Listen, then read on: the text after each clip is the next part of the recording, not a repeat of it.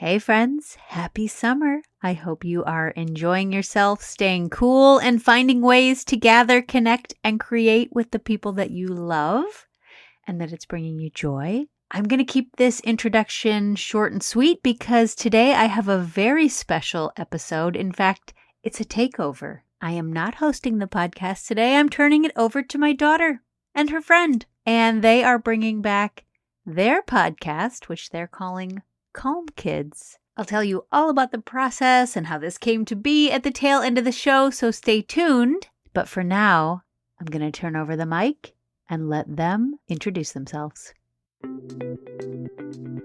Hello, welcome to KNOW Kids. I'm your host, Zoe. And I'm your host, Maeve. We do not have any guests today because we are talking about emotions. Emotions, we all have them, but sometimes they can be hard to control. For examples, anger, anxiety, and sadness can be hard to control. And there are some emotions that are easy to control.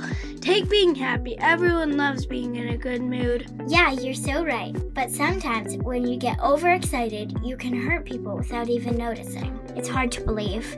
Right. Well, today on the podcast, we're going to teach you how to control and notice your feelings. I'm Zoe. And I'm Maeve. And this is KNOW Kids. So what we talked about in the introduction is how we're going to help you control and notice your feelings. For example, what we said, you can hurt people if you're too excited. You can also do that with other emotions. For example, anger. You might be so mad at someone, you could punch or hit, which is not good. Yeah, but there's a lot of different ways to stop yourself. Thinking before you do. Because when you think before you do, you basically visualize what you're gonna say and what's gonna happen, and if it's nice or if it's mean.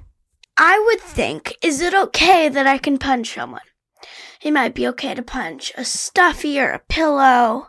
But not a person. One, we don't like getting in trouble.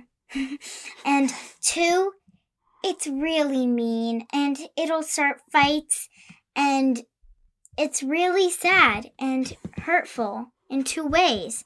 So try to stay away from that. And if you need, you could just always bring like a stuffy or a pillow with you. So whenever you're mad, you can punch something or hit something instead of doing it to a person. If you were really angry and you were grouchy and you just wanted to get all your anger, how would you do that without punching or hitting someone?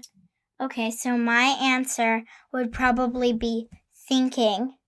Instead of hurting someone, for example, if they took my toy, instead of hurting them to get it back, I would probably say, let's see, would it be nice to hurt someone? Or would it be nice to ask someone for it back? I would choose ask for it back. And will that usually work? Usually, and if it doesn't, I would ask an adult. And usually for adults, it works because kids listen to adults. Yeah, for my answer, if someone stole my toy or did something that just bothered me, I would probably take 3 deep breaths. Take it with me. Out.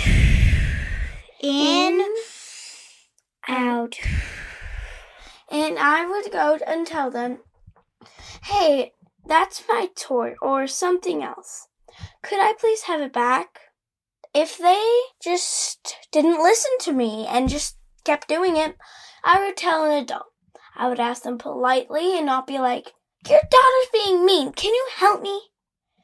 But I would ask it in a strong, respectful, patient voice. That's a very nice answer. I have a question for you, Zoe. What would you do if a friend told you that they didn't want to be friends with you anymore and you've been friends for a long time, and then they say April Fools a long time later?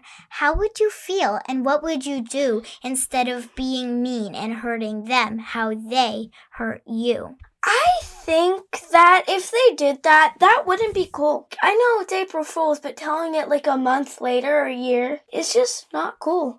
So what I would do is I would say, is this a joke? Because I don't like it. It's not cool. Could you not do it again?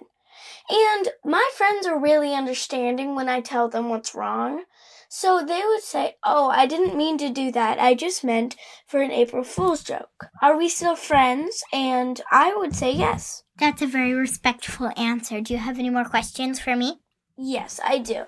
So, how do you notice that you're mad or you're grumpy or grouchy or sad or happy or any emotion? That's a good one. For example, let's go with sad. My body will start telling me. They won't tell it. They'll actually act it. And they'll be like, this is mean. I don't like this. So I might tear up. I might start feeling like embarrassed or like crouch up. I might feel like I want to bite them or hit them in the face. So my body will like tell me in actions, and I will respond in a respectful way so that I don't get in trouble and I don't get hurt or hurt anyone. That's a very good, respectful answer. So I wanted to ask you guys.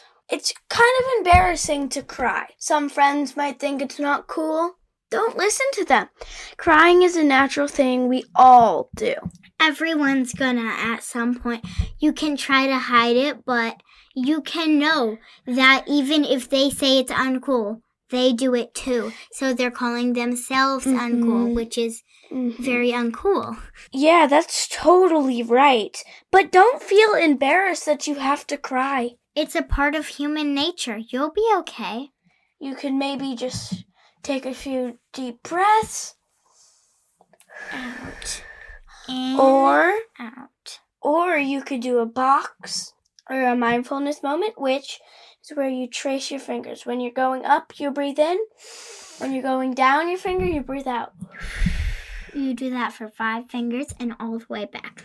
And we have almost the same thing with anger, but a little different. So you want to tell them about that? Yeah, with anger, I think it's a little bit harder to get you back on track, the same perfect self you are. You can still use mindfulness breathing. One of my favorites is a box breath.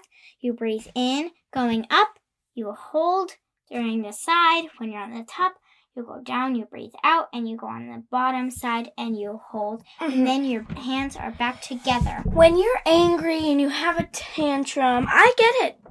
It's hard to hold those things in. We all do. Some people don't know that sending out those not positive, mean things can affect other people's day. Very much. And sometimes it really hurts. Like anger could be in words. So Zoe, let's set a setting. Do you want to set a setting? Yes.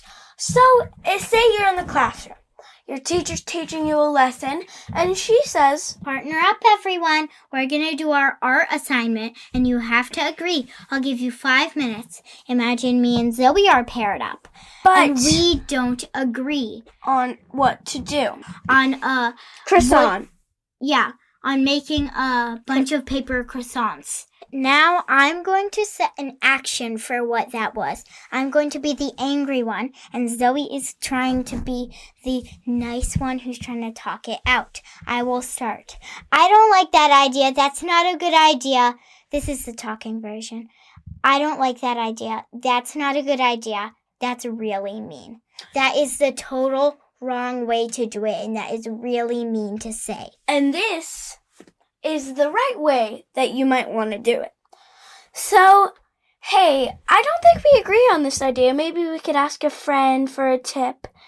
Or maybe we could try pizza. That's a good idea, would be the right response. So, I hope you've enjoyed this chunk of information. Please tune back in later. Thanks for listening. I'm Zoe. And I'm Maeve. And This is Calm Kids. Well, there you go, families. If your kiddos are driving you nuts, or kiddos, if you're listening and you're driving each other nuts, I hope this chunk of information was helpful. I hope you got some ideas on how you can handle your emotions, specifically the hard ones like anger and frustration and anxiety. They covered a lot here. If you enjoyed this, would you kindly send a little fan mail so that I can pass it on to Maeve and Zoe? You'll find a link in the show notes to my email, or you can even drop a text right from the show notes, and I will make sure they get that message because I think it might inspire them to keep going on this podcasting journey, which they so enjoy because they are often playing in the room right next door to where I'm recording. So they see what I'm doing. They pop into my office, and so many times this spring they have said, "Can we make an episode? Can we do a recording?" And so finally one day I just said, "You know what? Yes, you can." And I set up my recording program for them. And honestly, I just shut the door and I let them go at it. I did all the editing later, so there was a lot more that you didn't hear. But for the most part, they just ran with the idea. They wrote a script for themselves. They had an idea of what they wanted to talk about, what they wanted to cover, and they just had fun with it. And it was so joyful to come back upstairs, because we're on the 3rd floor up here, and just put my ear to the door to see what they were doing and just listen. I didn't give them any prompts as to what their show should be about, what kinds of topics they should cover, or examples they should give. I mean, I could not have told them to pick an art project about croissants if I had tried. So what you just heard was pure creativity on their part.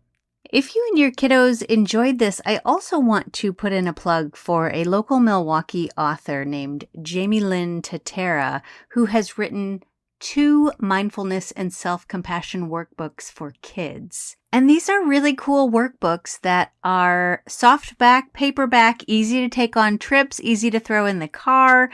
She wrote these with actual children, so we know that they're kid tested and approved and not cringe.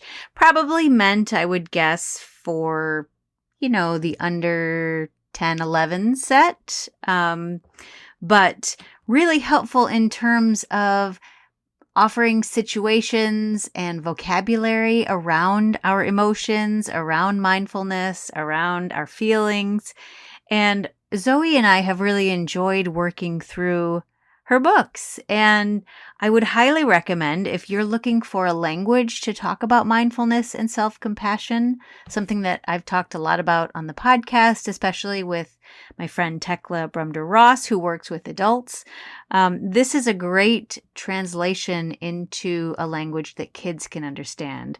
And essentially, Jamie, with permission from Kristen Neff, who is sort of one of the world's leading gurus in self-compassion and mindfulness. I'm not sure if that's how she describes herself, but she has really examined self-compassion in the academic realm and has studied it and has herself put out books on self-compassion and the power of it and the power of being kind to yourself, and has published numerous papers on this topic. So Jamie, with Kristen's permission, and indeed Kristen wrote the foreword to Jamie's book, has translated Kristen's work for kids.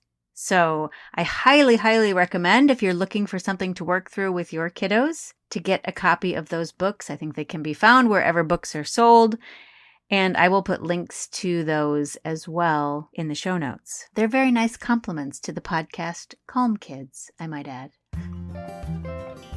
All right, I hope you're still enjoying summer. Will I be back with another episode? I don't know. Maybe. We'll see how summer goes. In the meantime, enjoy the rest of yours.